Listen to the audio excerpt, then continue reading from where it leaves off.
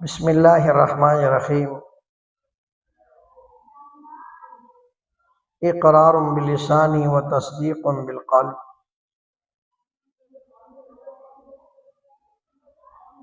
اگر انسان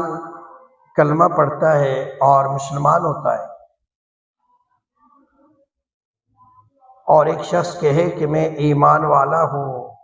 اور میں نے ایمان قبول کیا، قرآن پر ایمان،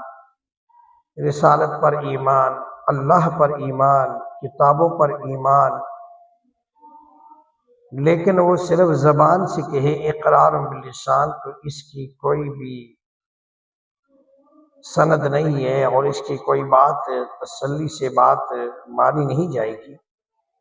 اس لیے کہ ایمان کا تعلق زبان کے ساتھ نہیں ہے، بلکہ جب تک وہ تصدیق بالقلب نہیں کرے گا، وہ اپنے دل سے تصدیق نہیں کرے گا، اس وقت تک اس کا ایمان قوت والا نہیں بن سکتا۔ تو اس لیے چاہیے کہ ہم اپنے ایمان کی حفاظت کرنے کے لیے زبان سے تو اقرار کرتے ہیں، لیکن اسی بات کو اپنے دل کی گہرائی سے آواز نکالیں اور دل کی تہ سے اس پر پورے یقین اور وثوق کے ساتھ